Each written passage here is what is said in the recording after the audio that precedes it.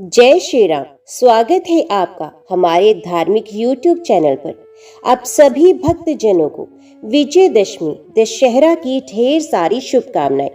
बुराई पर अच्छाई की जीत और असत्य पर सत्य की जीत का उत्सव होता है विजयदशमी का उत्सव। और इस दिन मां कात्यायनी दुर्गा ने देवताओं के अनुरोध पर महिषासुर नाम के दैत्य का वध किया था। तब से इस दिन विजय उत्सव मनाया जाने लगा। इसी कारण इसे विजयादशमी भी कहा जाता है। विजया माता का ही एक नाम है और ये पर्व प्रभु श्री राम के काल में भी मनाया जाता था और भगवान श्री कृष्ण के काल में भी। माता द्वारा महिषासुर का वध करने के बाद से ही असत्य पर सत्य की जीत का विजयदशमी मनाया जाने लगा। श्री वाल्मीकि रामायण के अनुसार भगवान श्री राम ने ऋषिमुख पर्वत पर अश्विन प्रतिपदा से नवमी तक आदि शक्ति की उपासना की थी। इसके बाद भगवान श्री राम इसी दिन किष्किंधा से लंका के लिए रवाना हुए थे। ये भी माना जाता है कि रावण वध के कारण ही दशहरे का पर्व मनाया जाता है। भगवान श्री राम ने दशमी तिथि को ही रावण का वध किया था। श्री राम ने रावण का वध करने से पहले नीलकंठ पक्षी को देखा था और इसीलिए नीलकंठ पक्षी को शिवजी का रूप माना जाता है। इसलिए दशहरे के दिन नीलकंठ पक्षी को देखना बहुत ही शुभ माना जाता है। ये भी कहा जाता है कि इसी दिन पांडवों को वनवास हुआ था और वे वनवास के लिए प्रस्थान कर गए थे। इसी दिन अज्ञातवास समाप्त होते ही पांडवों ने शक्ति पूजन कर शम के वृक्ष में रखे हुए अपने शस्त्र पुनः अपने हाथ में लिए और विराट की गोई चुराने वाली कौरव सेना पर आक्रमण करके विजय प्राप्त की थी। इस दिन पांडवों ने कौरवों पर विजय प्राप्त की थी। ये भी कहा जाता है कि इसी दिन भगवान शिव की पत्नी देवी सती अपने पिता दक्ष के यज्ञ की अग्नि में समा गई थी। माना जाता है कि दशहरे के दिन ही कुबेर देव ने राजा रघु को स्वर्ण मुद्रा देते हुए शमी की पत्तियों को सोने का बना दिया था। तभी से शमी को सोना देने वाला पेड़ माना जाता है।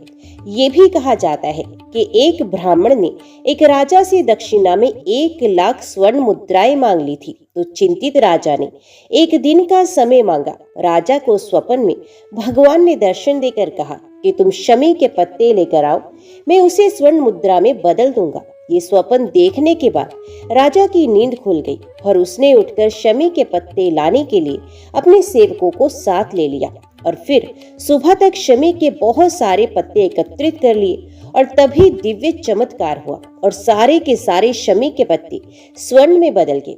तभी से इस दिन शमी के पेड़ की पूजा का प्रचलन भी प्रारंभ हुआ। विजयदशमी के दिन मुख्य रूप से रावण के पुतले का दहन किया जाता है। आखिरकार रावण में ऐसा क्या था जो हर साल उसका पुतला दहन करके दशहरा मनाया जाता है। रावण का जीवन रहस्यों से भरा हुआ था। एक तरफ तो उसके परम शिव भक्त होने की बात कही जाती है और उसे प्रकांड विद्वान ब्राह्मण माना जाता है। दूसरी तरफ हर साल दशहरे पर उसका पुतला फूंका जाता है। आखिर रावण का चरित्र एक विद्वान ब्राह्मण होने के बाद भी इतना दूषित कैसे हो गया कि लोग उसे घृणा भरी नजरों से देखते हैं और हर साल उसका पुतला जलाकर दशहरे का त्योहार मनाते हैं। तो प्रिय भक्तजनों, आज विजयदशमी के शुभ अवसर पर आप इस कथा को भी सुनेंगे। उससे पहले सुनिए भगवान श्री राम और एक बुढ़िया की कहानी। जब भगवान श्री राम ने एक बुढ़िया पर कृपा की तब कैसे उनका जीवन बदल गया, ये आज की सुंदर कहानी के माध्यम से आप जान पाएंगे। इसलिए आप सभी से अनुरोध है, आज की इन कथाओं को आप पूरा अवश्य सुनिएगा और सुनकर कमेंट बॉक्स में जय श्री राम जरूर लिखिएगा। अगर कथाएं अच्छी लगे तो वीडियो को लाइक जरूर कीजिएगा। तो सुनिए आज की कथाएं। प्राचीन कथा के अनुसार भगवान श्री राम, माता सीता और भगवान लक्ष्मण जी वनवास को जा रहे थे और उस समय भगवान श्री राम ने थोड़ी देर विश्राम करने का निश्चय किया। तब जहां पर भगवान श्री राम विश्राम कर रहे थे वहीं पास में ही एक बुढ़िया रहती थी। भगवान श्री राम, लक्ष्मण जी और सीता माता जी उस बुढ़िया के घर गए।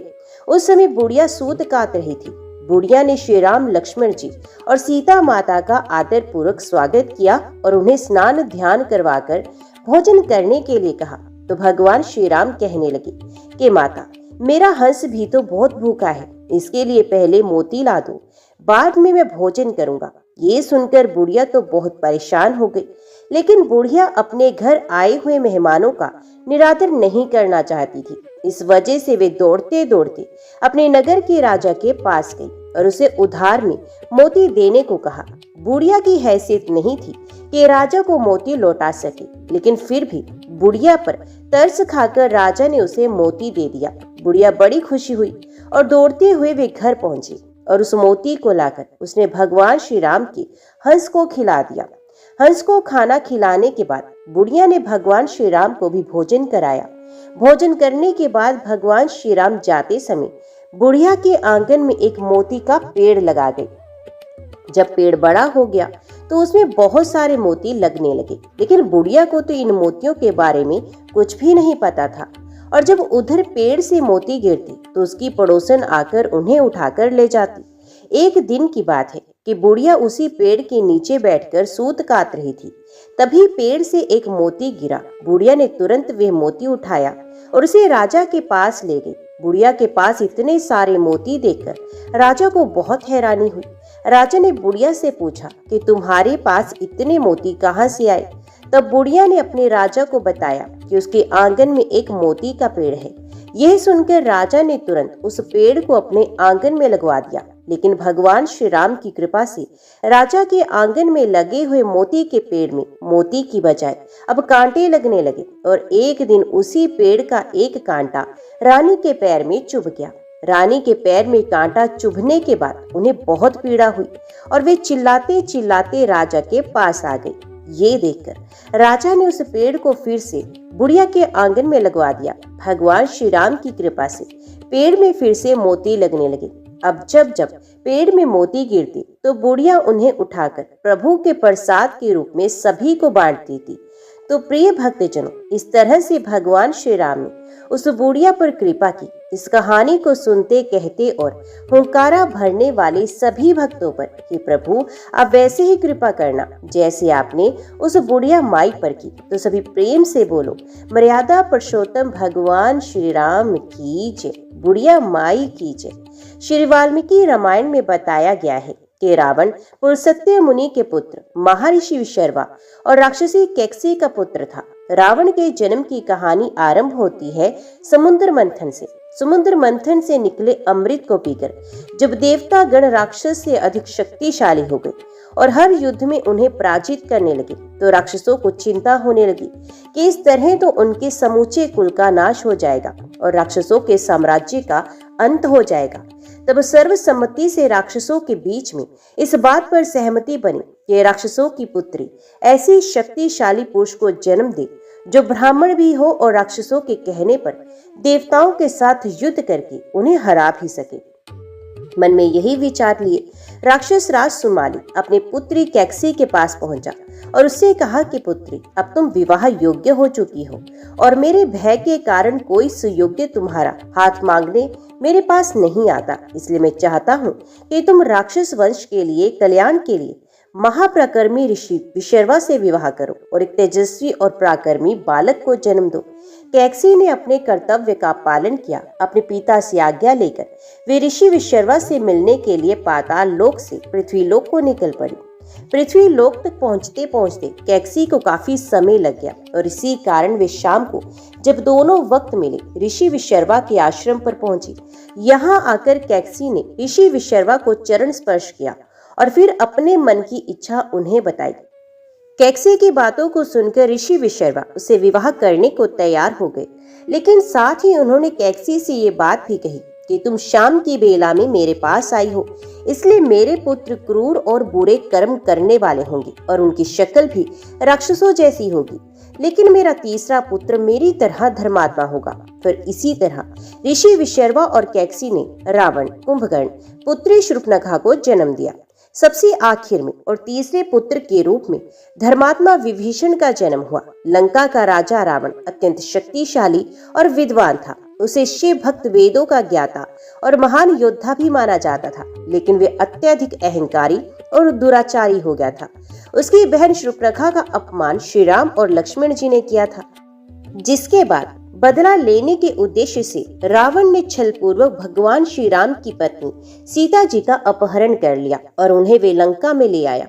सीता जी को रावण ने अपने महल के बगीचे अशोक वाटिका में रखा, जहां वे उन्हें बार बार अपनी पत्नी बनने के लिए कहता था, लेकिन सीता जी ने इस प्रस्ताव को ठुकरा दिया और केवल श्री राम की प्रतीक्षा की। उधर जब श्री राम जी को सीता जी के अपहरण का पता चला तो वे उन्हें ढूंढने के लिए निकल पड़े। रास्ते में उन्हें हनुमान जी और सुग्रीव जी जैसे मित्र मिले, जिनकी सहायता से श्री राम ने वानर सेना का निर्माण किया। हनुमान जी ने लंका जाकर सीता जी का पता लगाया और फिर श्री राम और उनकी वानर सेना समुद्र पार करके लंका की ओर बढ़ी। समुद्र पर राम सेतु का निर्माण कर श्री राम, लक्ष्मण और वानर सेना लंका पहुंची, जहां रावण से युद्ध आरंभ हुआ। लंका पहुंचने के बाद राम और रावण की सेना के बीच भयंकर युद्ध शुरू हुआ। इस युद्ध में रावण की ओर से उसके शक्तिशाली भाई कुंभकर्ण, पुत्र मेघनाद और लंका के अन्य योद्धा लड़े, जबकि श्री राम की ओर से हनुमान, लक्ष्मण, सुग्रीव, अंगद और वानर सेना थी। युद्ध में श्री राम के भाई लक्ष्मण जी गंभीर रूप से घायल हो गए थे, लेकिन हनुमान जी संजीवनी बूटी लेकर उन्हें बचा लाए। कुंभकर्ण, जो एक अत्यंत शक्तिशाली राक्षस था, उसे रावण ने जगाकर युद्ध में भेजा। वे अपनी विशालकाय काया से युद्ध के मैदान में आतंक मचाने लगा, लेकिन आखिरकार वे भी श्री राम के हाथों मारा गया। इसके बाद रावण का पुत्र मेघनाद, जो अत्यधिक मायावी था और देवताओं को भी हराने का सामर्थ्य रखता था, वे युद्ध में उतरा। मेघनाद ने अपनी मायावी शक्तियों से लक्ष्मण को गंभीर रूप से घायल कर दिया था, लेकिन लक्ष्मण अंततः उसकी छलपूर्ण चालों को विफल कर उसे मार गिराते हैं। जब रावण के सभी योद्धा मारे गए तब वे स्वयं युद्ध के लिए मैदान में उतरा। रावण के पास अद्वितीय शक्तियां थी। उसके 10 सिर और 20 भुजाएं उसे अजय बनाते थे। श्री राम और रावण के बीच भयंकर युद्ध प्रारंभ हुआ। रावण बार बार अपनी शक्तियों का प्रयोग करता, लेकिन भगवान राम उसके हर प्रहार को विफल कर देते। रावण के पास अमृतत्व का वरदान था, जिसके कारण उसे मार पाना कठिन था। रावण का छोटा भाई विभीषण, जो धर्म के मार्ग पर चलते थे, उन्होंने श्री राम की सहायता की। विभीषण ने श्री राम को बताया कि रावण को केवल उसकी नाभि में स्थित अमृत कुंड को नष्ट करके ही मारा जा सकता है। ये सुनकर भगवान श्री राम ने अपनी अमोघ शक्ति ब्रह्मास्त्र का प्रयोग किया और रावण की नाभि पर प्रहार किया, जिससे उसका अमृत कुंड नष्ट हो गया और इस प्रकार रावण मृत्यु को प्राप्त हुआ। रावण के मरते ही युद्ध समाप्त हुआ और लंका पर श्री राम की विजय हुई। तब राम ने रावण का विधिवत अंतिम संस्कार करवाया, जिसे ये संदेश दिया कि बुराई पर जीत के बाद भी पराजित का सम्मान करना चाहिए। इसके बाद श्री राम ने सीता जी को बंधन मुक्त कराया और फिर विभीषण को लंका का राजा बनाया। रावण का अंत बुराई, अधर्म, अहंकार और अत्याचार के नाश का प्रतीक बन गया और रावण का हमें ये सिखाता है कि चाहे व्यक्ति कितना भी शक्तिशाली, ज्ञानी या विद्वान हो, अगर वे अपने अहंकार और अधर्म के कारण गलत मार्ग पर चलता है तो अंततः उसका पतन निश्चित होता है। श्री राम ने रावण का वध करके ये संदेश दिया कि सत्य और धर्म की हमेशा जीत होती है और ये कहानी हमें जीवन में नैतिकता, धर्म और कर्तव्य पालन की शिक्षा देती है।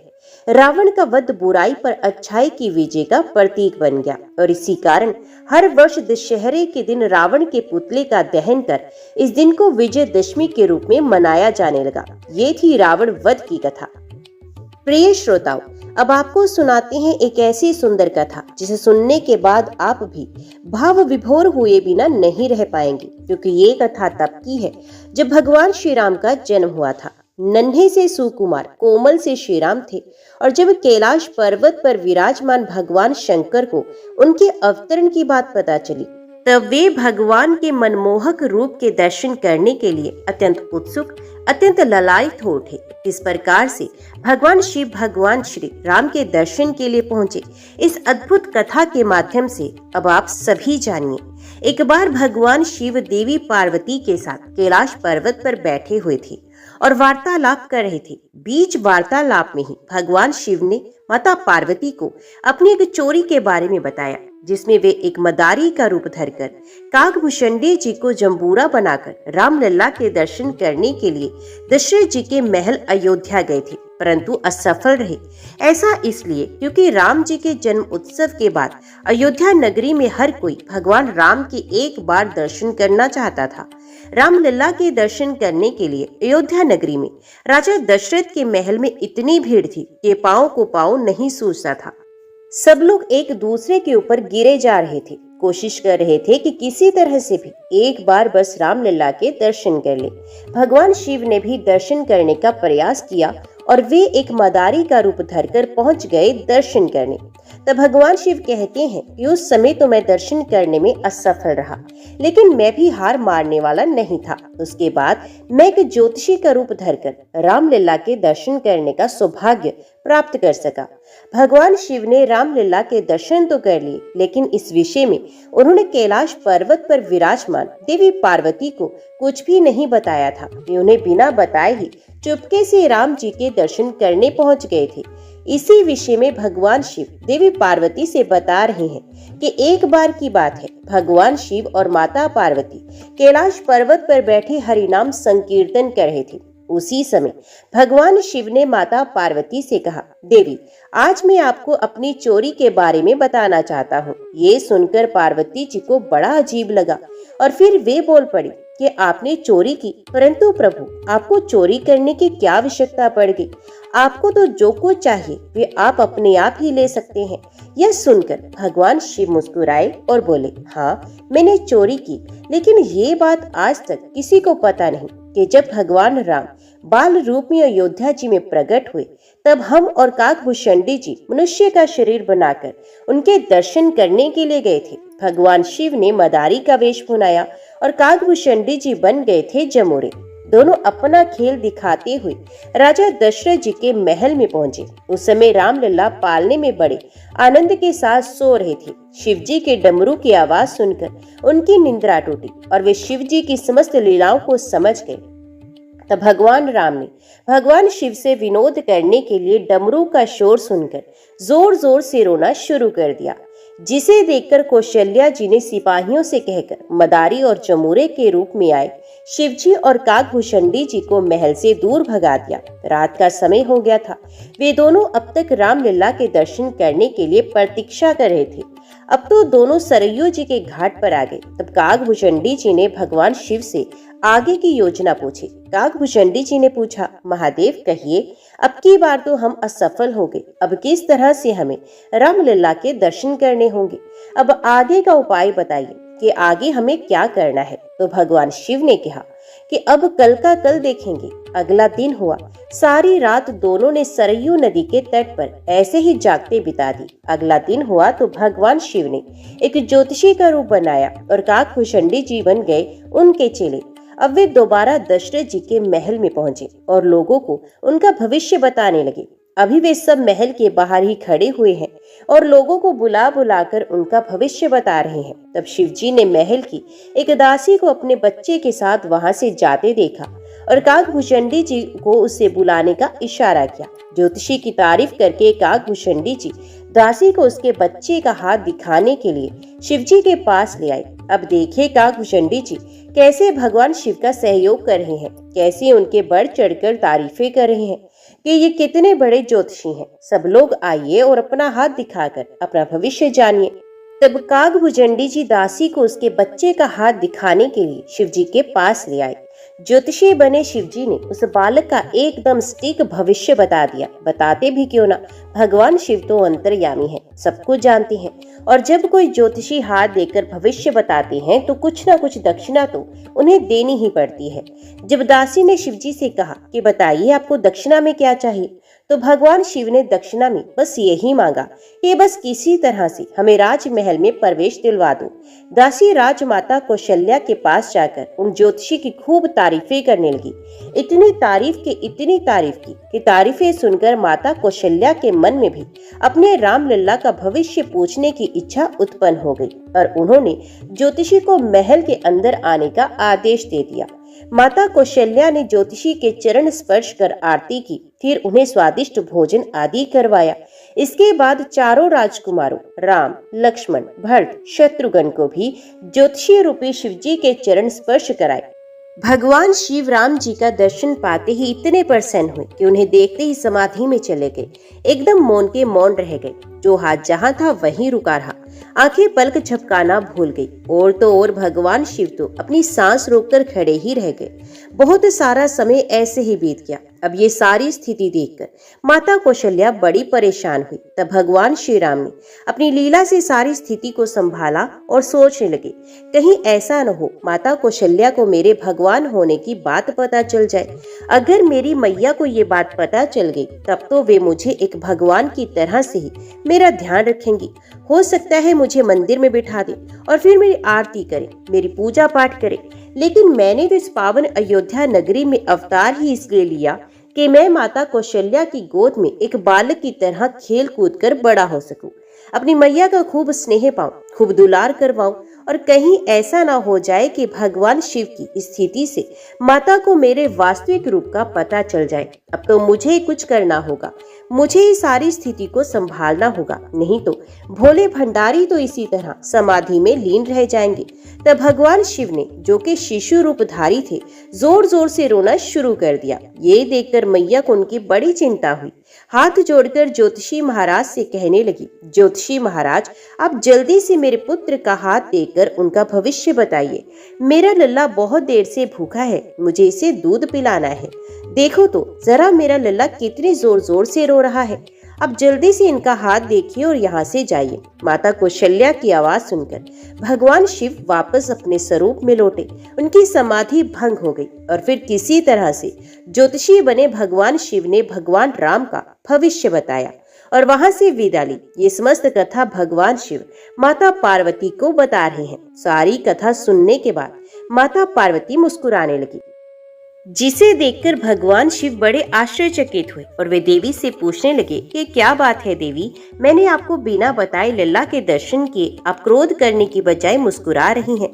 क्या कारण है कि आप मुस्कुरा रही हैं? तब माता पार्वती जी ने उत्तर दिया, नाथ, अगर महल की दासी ना आई होती तो क्या आप अयोध्या नगरी के उस पावन महल में प्रवेश कर पाते? देवी पार्वती की ये बात सुनकर भगवान शिव को सोच में पड़ गए। तब देवी पार्वती जी ने ही आगे उत्तर दिया कि नाथ, अगर महल की दासी नहीं आई होती तो आप उस दिन महल में प्रवेश कर ही नहीं पाते। प्रभु, क्या आपने अब तक उस दासी को नहीं पहचाना? और ऐसा कहने के साथ ही देवी पार्वती मंद मंद मुस्कुराने लगी। तब भगवान शिव ने जब उनकी ओर देखा तो वे सारा रहस्य जान गए। दरअसल भगवान शिव की राम लल्ला के दर्शन की मनोकामना को पूर्ण करने के लिए माता पार्वती ने ही महल की दासी का रूप धारा था और वे उनसे पहले ही अयोध्या नगरी में पहुंच चुकी थी। तो ये थी भगवान शिव और माता पार्वती के रामलला के दर्शन करने की कथा। राम कथा में अनेक चरित्र आते हैं। राजा दशरथ का वात्सल्य, सीता का पतिव्रत, हनुमान का अद्वितीय सेवा भाव, विभीषण का धर्मनिष्ठ संकल्प। किंतु इन सबके बीच एक ऐसा भी प्रसंग है जो साधारण जनों को ये विश्वास देता है कि भगवान केवल राजमहलों या बड़े बड़े यज्ञों में नहीं मिलते, बल्कि वन की झोपड़ी में बैठी एक अनपढ़ वृद्ध उपेक्षित जनजातीय स्त्री को भी अपने हृदय में स्थान देते हैं। वे स्त्री है माता शबरी। रामायण का यह प्रसंग केवल धार्मिक कथा नहीं, बल्कि ये भारतीय समाज के लिए एक क्रांतिकारी संदेश है। इसमें ये स्पष्ट हुआ कि ईश्वर की दृष्टि में न कोई ऊंचा है, न कोई नीचा, न कोई ब्राह्मण है, न शूद्र, न कोई धनवान, न निर्धन। ईश्वर को केवल एक ही वस्तु प्रिय है, निष्कलुष भक्ति। दंडकारण्य के गहन वन में, साधु संतों के तपोवन में माता शबरी की भक्ति ने ऐसा इतिहास रचा कि युग युगांतर तक उसका स्मरण किया जाता है। उनके जीवन से ये शिक्षा मिलती है कि भक्ति में सामाजिक बंधन नहीं चलते। ईश्वर के द्वार पर केवल प्रेम और श्रद्धा ही स्वीकार्यता है और भक्ति का परिणाम केवल भगवान से मिलन नहीं, बल्कि स्वयं का भगवान में विलय भी है। यही कारण है कि तुलसीदास जी ने भी रामचरितमानस में शबरी प्रसंग को अत्यंत भावनात्मक और प्रेरणादायी रूप में अंकित किया। इस कथा का आरंभ करने से पहले एक बात का ध्यान रखने योग्य है। जब हम शबरी का स्मरण करते हैं तब ये केवल एक वृद्धा और राम का मिलन नहीं, ये तो मानव आत्मा और परमात्मा के मिलन की प्रतीक कथा है। राम है परम सत्य, शबरी है साधक आत्मा। दोनों का मिलन तब होता है जब आत्मा का हृदय पूर्ण रूप से प्रेम, श्रद्धा और विश्वास से भर जाता है। यही संदेश इस कथा का मूल है। तो चलिए अब शुरू करते हैं माता शबरी की कथा। शबरी के पिता अपनी जनजाति के मुखिया थे। उनके जीवन में शिकार, उत्सव और प्रकृति पूजन का महत्व था। शिक्षा और शास्त्र का वहां कोई स्थान नहीं था, लेकिन हृदय की सरलता और स्वाभाविक श्रद्धा उनकी संस्कृति की विशेषता थी। कन्या शबरी बचपन से ही अपने साथियों से भिन्न दिखाई देती थी। जहां अन्य बालिकाएं खेल तमाशे में मन लगाती, वहां शबरी प्राय एकांत में बैठकर पक्षियों की चहचहाट, जलधारा की कलकल और वन फूलों की सुगंध का रस लेती।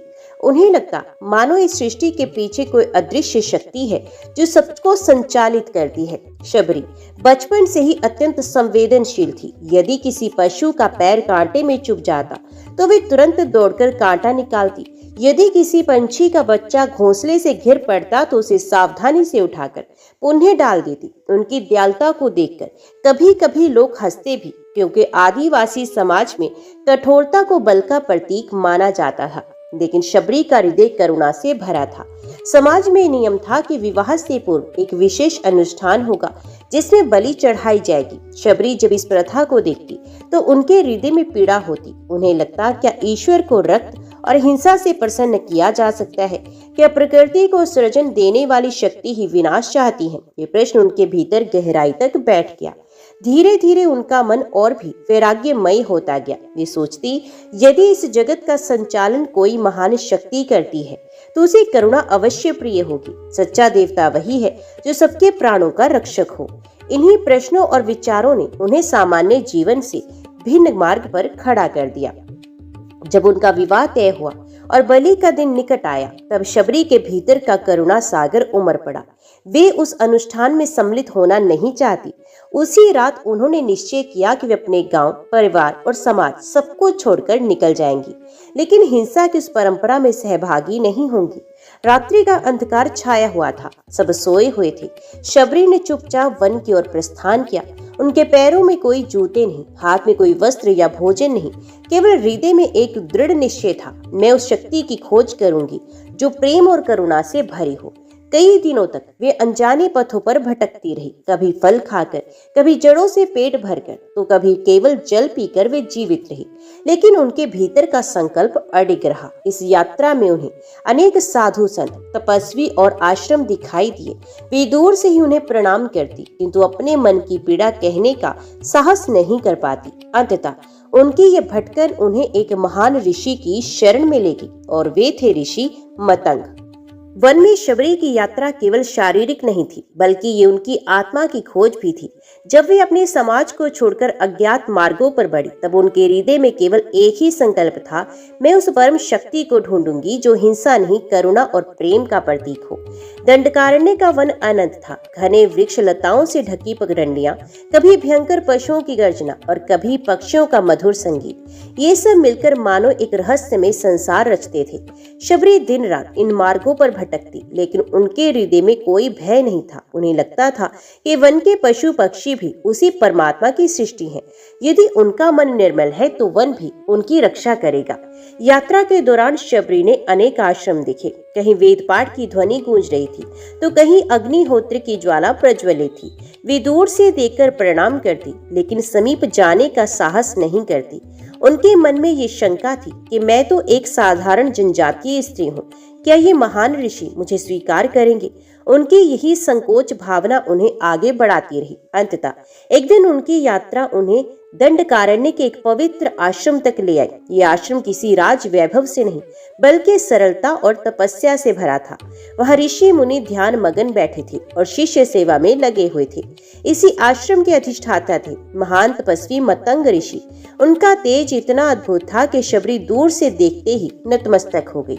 संकोच से भरी शबरी धीरे धीरे आगे बढ़ी। उनके हृदय में एक ही चिंता थी, यदि ये भी मुझे तिरस्कृत कर देंगे तो कहाँ जाऊंगी? किंतु मतंग ऋषि का हृदय करुणा से ओतप्रोत था। उन्होंने शबरी को देखते ही पूछा, वत्से, कौन हो तुम? कहाँ से आ रही हो? तुम्हारे नेत्रों में पीड़ा झलक रही है। शबरी भाव विवल होकर उनके चरणों में गिर पड़ी। आंसुओं से भरी आंखों से बोली, गुरुदेव, मैं एक नीच जनजाति की कन्या हूँ। मेरे समाज में बलि की प्रथा है। जब विवाह के समय मुझे उस अनुष्ठान में सम्मिलित होना पड़ा तो मेरा हृदय विदीर्ण हो गया। मैंने समाज छोड़ दिया। अब मैं उस परम करुणामय शक्ति की खोज में भटक रही हूँ जो सबके प्राणों का रक्षक है। कृपया कर मुझे शरण दे।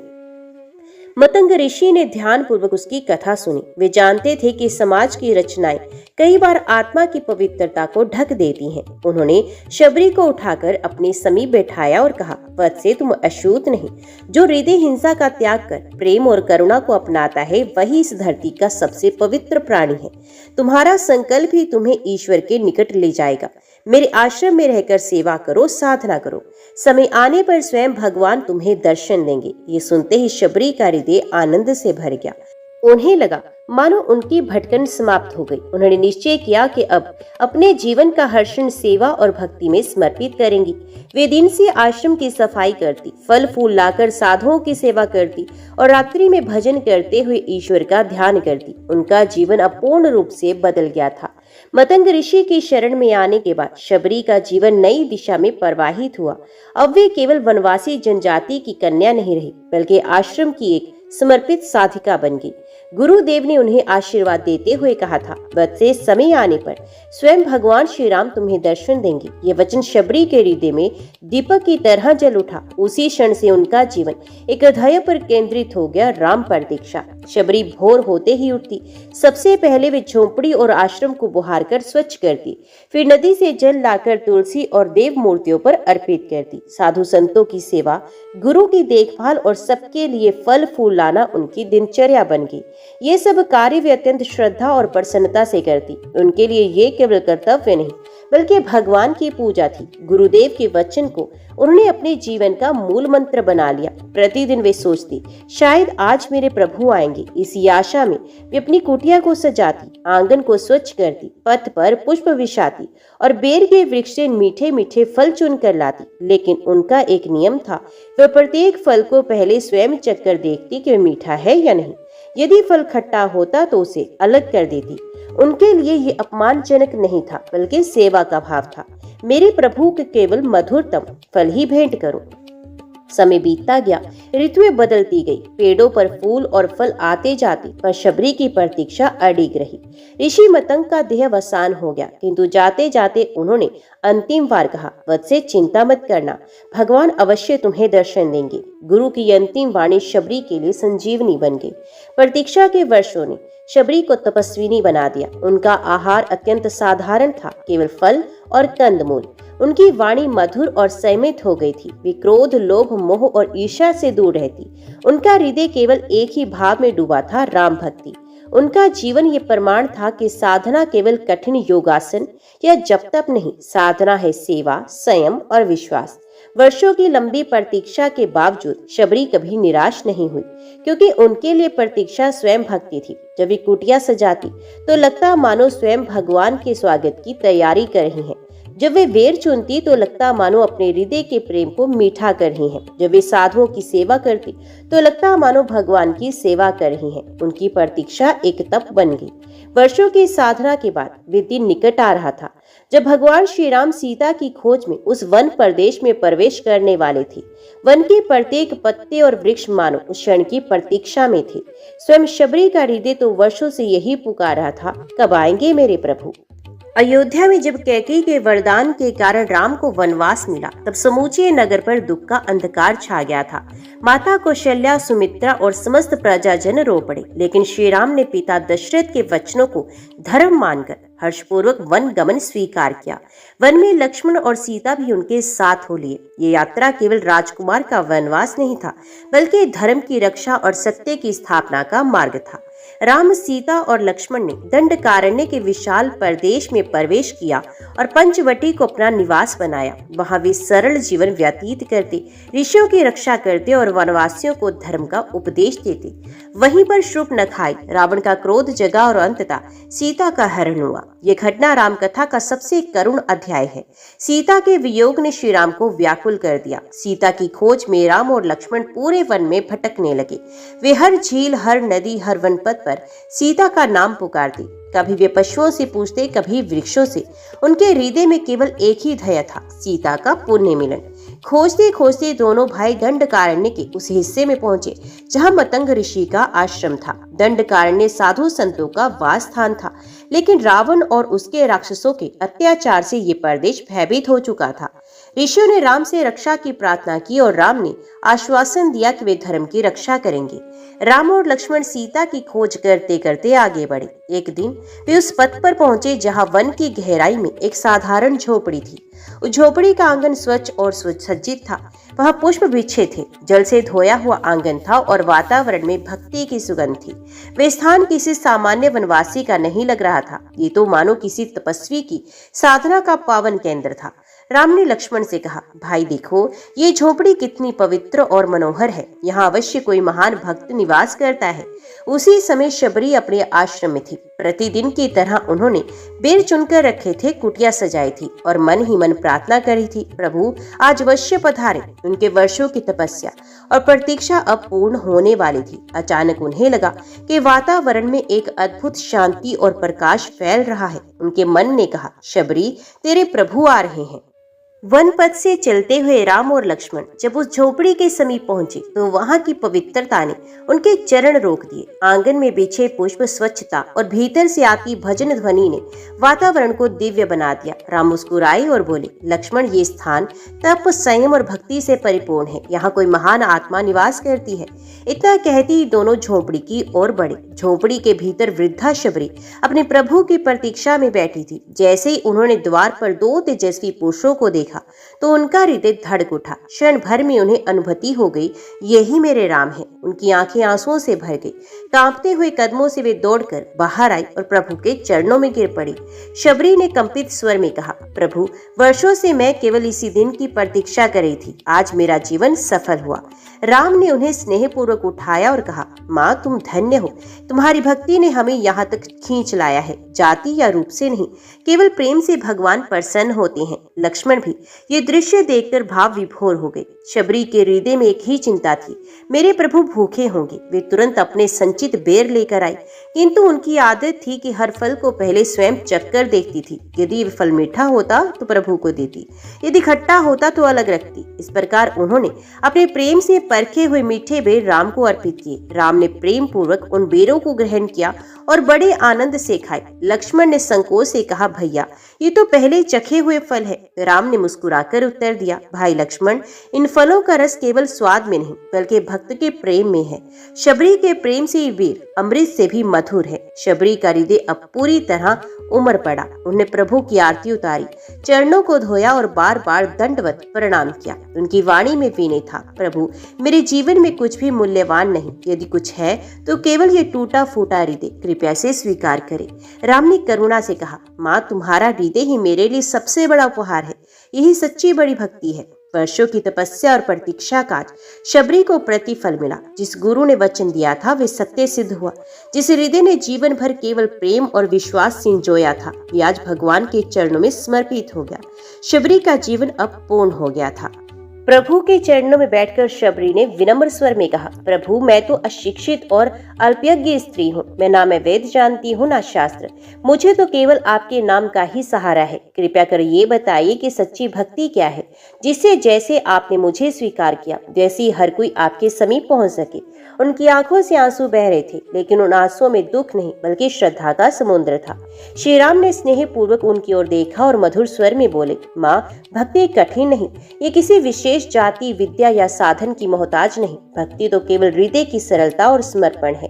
मैं तुम्हें नवधा भक्ति का उपदेश देता हूँ। इसे अपनाकर कोई भी साधक मेरे समीप पहुंच सकता है। राम बोले, पहली भक्ति है सत्संग। संतों और साधुओं की संगति करने से मन पवित्र होता है और ईश्वर भक्ति जागृत होती है।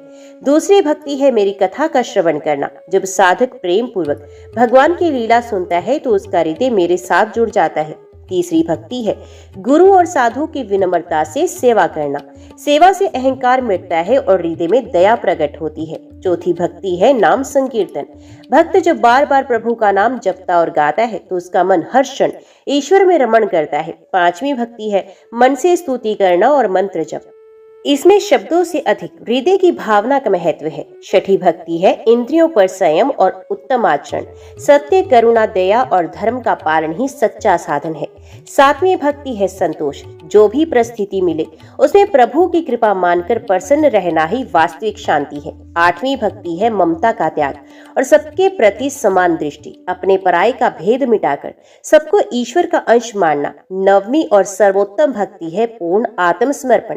जब साधक अपने तन मन और जीवन को प्रभु के चरणों में अर्पित कर देता है तभी भक्ति पूर्ण होती है।